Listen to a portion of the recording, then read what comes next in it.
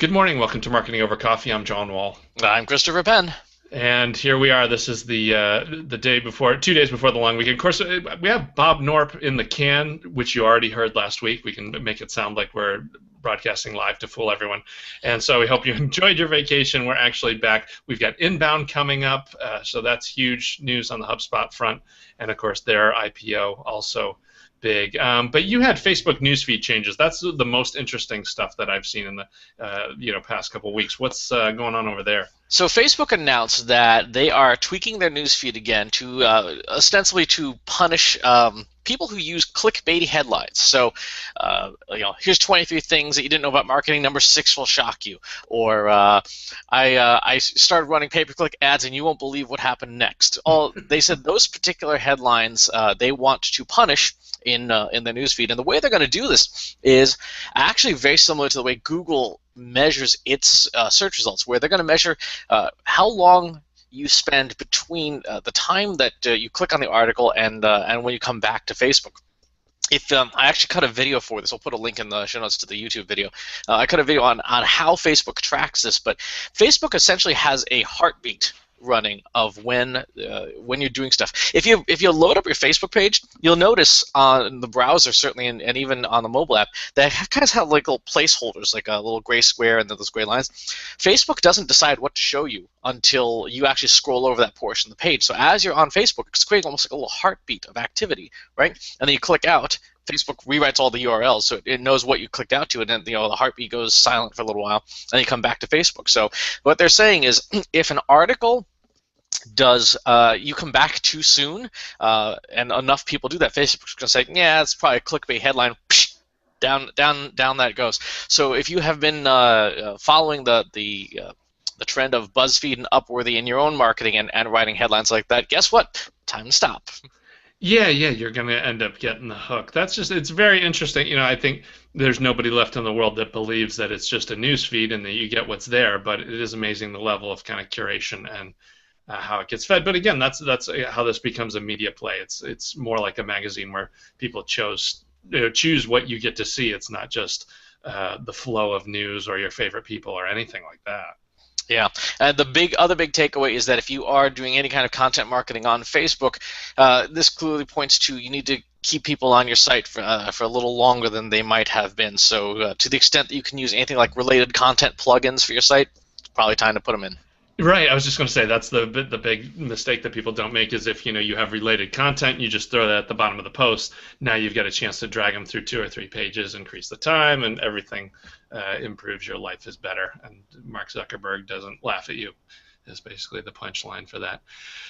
Let's see. Okay, well, talking about large organizations making decisions about your fate. Penguin attacks. I have a link up there. Everybody worried about it. So I didn't realize that Google has been punishing people who have spammy inbound links, and there's been a drive along a ton of companies to go and either get people to change those links or disavow them up on Google. Say, hey, this is not a link that I got, and I refuse to take punishment for it. That kind of thing. But the updates have been very infrequent. So if you've done all this cleanup, it's 18 months before you actually see the impact. For your clients, is this something that you've counseled them to? Well, of course, I think this is one of those things where you always counsel everybody to do it, but actually you only get punched in the head once every 10, 12 months. Is that the case? Yeah, and the other thing is that it's amazing that the negative SEO / link disavow stuff has become its own cottage industry, and a lot of more than anything, I've heard it dampen people's sort of dampen the credibility of SEO, because the CMO is going, well, I paid you 10 grand to build all these links for me. Now tell me I got to pay another 10 grand for me to you go disavow them. He's like, that doesn't fly. So in the talks I've had with clients, it actually revolves around public relations. Not a huge surprise since I work at a PR firm, but we basically say, look, if you get a hit in the New York Times or CIO magazine or any place reputable, you're not going to be disavowing it, because even when Google makes these mass algorithmic changes, typically the top tier of media outlets, they don't get punished, or they don't get punished very much, because their credibility and their brand has largely been held intact by Google. Google can change the rules as they have many times, but so far, decent media placements by places that you'd actually want to read seem to be relatively immune to Google's changes. All right, so talking about quality content, of course, that gives us the perfect opportunity to serve up Ann Handley here. Let's let her chat with us for a second. And of course, if you're on the video, you don't have to sit through that. We can roll right to the next topic here.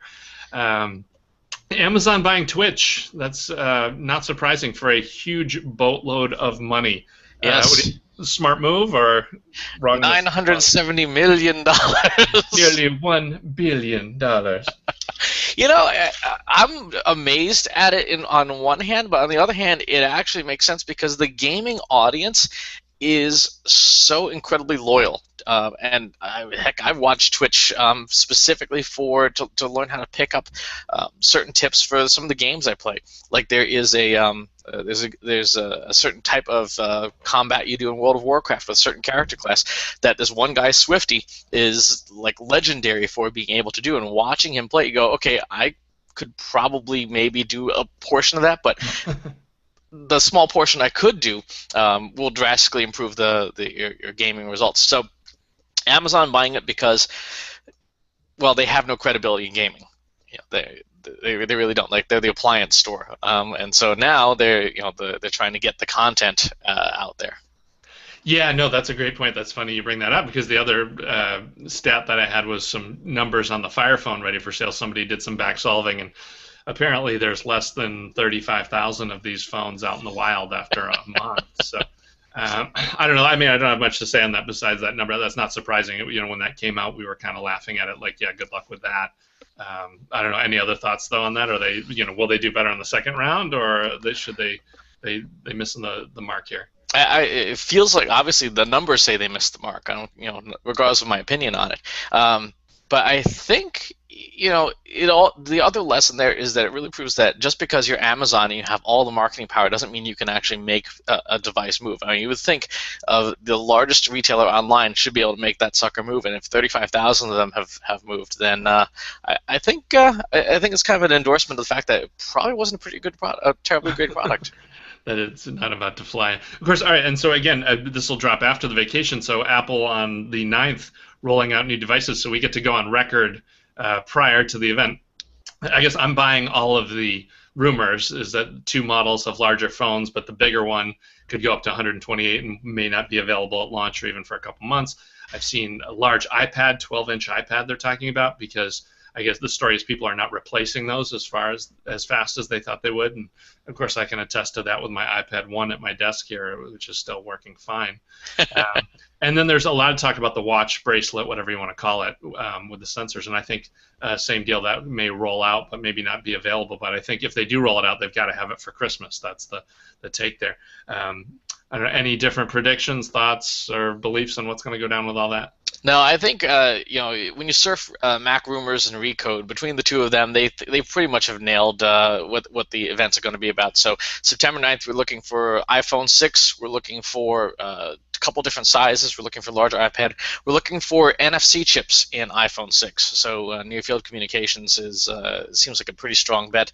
Larger iPad and wearable device. And then I guess the October event is going to be new MacBook Pros and stuff like that for sort of the end of the year consumer stuff. So we shall see how it goes, but I would not anticipate any huge surprises on the device front. Are you going to be in line to buy something that like an extra large iPad? I am up for an upgrade, but I think it's just going to be more a cash flow thing. I'm just going to see how much money we've got left in the till at the end of the year, see if the marketing over coffee budget can break it. So it's all going to depend on Q4.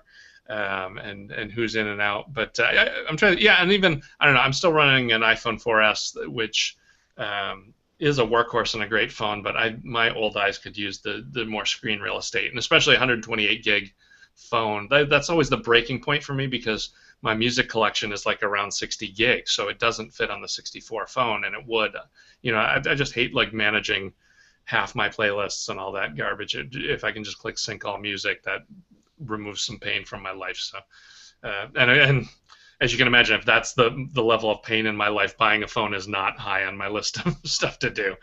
But I don't know, how about you? Gonna go on the upgrade track? Possibly, I'm not sure. One thing I thought was really interesting that no one's really sure what to make of on supposedly the new iPhones is they've got a new sensor on it. It's apparently it's called what is it called here? It's called phosphorus. BMP282 is the chip name, and apparently it's a barometric pressure sensor, which would turn your iPhone, among other things, into a weather forecasting device. Hmm, that's interesting. Yeah, I guess that's the lead one is having millions of weather sensors all over the place would be game changer. Improve global warming once and for all, perhaps with something like that. But that's interesting. Yeah, and a lot of questions about the whole health sensors too, heart rate sensor, and how all that stuff is going to work. So yeah, I think we're going to see some interesting stuff with that. So. Actually, moving on to more additional data, the Google Knowledge Vault. You had a link to that, talking about what's going on there. Is that is basically Skynet here to talk to us? Pretty much. So, New Scientist magazine had a interview with some background research on Knowledge Vault, and I guess so. Knowledge Graph is what powers a lot of those search results that you see right now. Like you type for tacos near me, and you'll see the Knowledge Graph spit out some stuff. But apparently, there's a fair amount of human curation, either by Google itself or because it's pulling from third parties like Yelp and other places. Knowledge Vault is their first completely machine curated massive database. So they are trying to develop algorithms to basically hopefully replace things like Yelp and replace things like Foursquare and replace anything that involves humans, so that the machines are going to try and do quality signals on everything. It's a fascinating idea. It's a mildly disturbing idea, given that, well, they haven't always been the greatest about integrating humans into their product experiences and stuff. But I also have to wonder if this is going to be one of those components that ties eventually into stuff like Google Car. Yeah, absolutely. A ton of data that needs to be acted upon, so that makes fits well with that. In line with that, too, I've got a link to Gardner actually released their 2014 Hype Cycle report, so that talks a lot about this kind of stuff. Brain-computer interface actually entering in at the bottom of the hype cycle. So over the next year or two, we expect to see that start to get more chatter. Autonomous cars actually at the peak, and those I see them skipping the trough even. I don't see any reason why the hype on those would go away at any point, unless unless someone proves they can't do it, and that doesn't seem to be a problem we have at all. What other stuff at the peak was interesting? Internet of Things at the peak of its hype, and I definitely believe that. We're kind of hearing about that every week, and I don't know how many self-aware egg timers we need and things like that, but whatever, it's making the news. I was surprised to see gamification in the trough, and I totally agree with that too. It's kind of everybody's been talking about gamification for the last year or so, and now people are kind of like, okay, does this really do anything? On that one, what's your thought with that? Is it going to make it through the trough, or will people eventually give up on that? I think it'll make it through the trough, but it will be basically a commodity. It'll be kind of like social media is today, where it's just part and parcel of your standard recipes, and it's not going to be anything special. A lot of the folks who are gamification experts will be looking for the next thing to jump on. Yeah, and actually, that's talking about has kind of forced me to think through it. It will become invisible because what will become important are the games. Yep. If you make a good game that drives your results, then you will survive. But the plumbing for it is just going to be taken for granted. Speaking of other plumbing taken for granted, we've used all of the email service providers and at Marketing Over Coffee. We use What Counts, Superior Design, Deliverability, and Reporting. For MOC listeners, you can get their free white paper, 57 Tips to Grow Your Email List. You can check that out over at www.whatcounts.com/coffee. And, of course, link to that in the show notes. And if you sign up for the Marketing Over Coffee newsletter, you'd get these links in your inbox every day. You wouldn't have to be scribbling them down in your car while you're driving and texting. We actually had last month the first report of somebody having an accident while listening to a podcast. So but full insurance in effect, so life seems to be all right over there. Yeah, I saw that you reached. Speaking of gamification and augmented reality being on the trough, you reached level 7 in Ingress. So yes. Clearly out of the trough of disillusionment there. Right. I was going to skip Ingress this week, but since we had a week off with Bob, it's an interesting game. It's funny, the game does change when you get to higher levels, and you can pretty much blow up anything around you. Because it's funny, it reminds me a lot of Go, actually. You kind of have to think ahead and put your pieces on the board. But And it's going to be interesting. They always talk about level 8 kind of being a breaking point in the game changes. I've heard there's stories of missions or other things that you get thrown once you reach that level. So I'll be very interested to hear it because it's actually, I'm kind of like, okay, it's a game of making triangles. I got that. What's next? So we'll see if how long the interest continues to hold.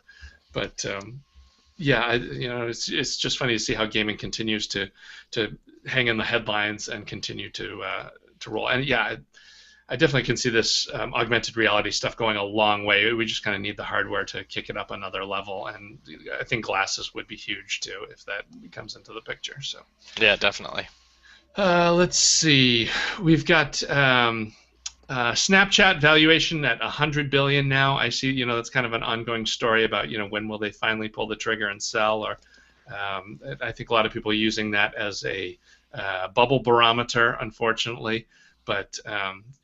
Yeah, I don't know. I don't know. I have nothing more to throw on that. Do you have anything that you've got on your radar that you're watching as far as, is this the bubble or churn or ridiculous valuations? So the logic behind a lot of this stuff, if I was reading some private equity reports, and a lot of folks are saying that the Fed has basically said we're holding interest rates to basically near zero through the end of 2015, as it has been sort of the public statement. So anyone who's chasing yield basically is saying, well, you're not going to get out of traditional banking and institutions, so we've got to go the VC/private equity route, which means that there's a lot of money looking for anything that looks like not even a decent, like a half-assed investment in the hopes they hit it big. And one thing I thought was interesting is the logic behind this is a lot of these private equity firms and venture capital firms, they sell or fund bonds typically. So AARP may have a promotional bond to its membership that says this is a 12% bond. So all these private equity firms are out there chasing all this yield to try and hit that 12% because they're on the hook to deliver it. So I would say if you have any kind of idea whatsoever, now would be the time to fund it between now and the end of 2015 because that's the money is looking for a home.